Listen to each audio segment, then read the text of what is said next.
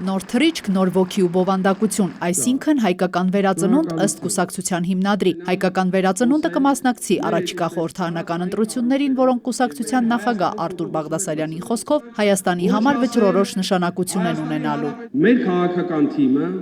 այս ընտրություններին մասնակցում է կազմ ու պատրաստ,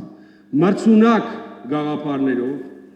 խնդիրները հաղթահարելու համար ունակ թիմով։ Արտուր Բաղդասարյանը հայտարարեց, որ փորձություններն ու խոչընդոտները, որ իրենք հաղթահարել են 20 տարիների ընթացքում, ավելի են ամրացրել իրենց քաղաքական թիմը, ներկայանալու են իրենց համոզմամբ իրատեսական, պրագմատիկ նախընտրական ծրագրով։ Ազատազրկումը պետք է պրոբացիոն ծառայության միջոցով դադարի պատժի միջոց լինել։ Յուրաքանչյուր ամուսնացող զույգին 500,000 դրամ է պետք հատկացնել։ Հիպոթեկով բնակարան ձեռք բերելու կանխավճարը պետք է վերացնել։ Ահա ՀՎԿ նախընտրական լոզունգները։ Արտուր Բաղդասարյանը առանձնացրեց դրանցից ամենակարևորը։ Հայաստանում պրոֆեսիոնալ բանակի ստեղծում։ Այո, մենք 2007 թվականից պնդում ենք, որ 18 տարեկան երեխան չպետք է ծառայի զինված ուժերում։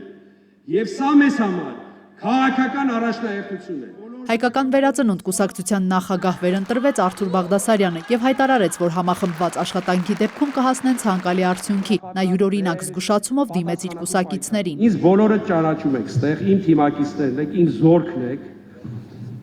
Ուրեմն ասեմ, բոլորիդ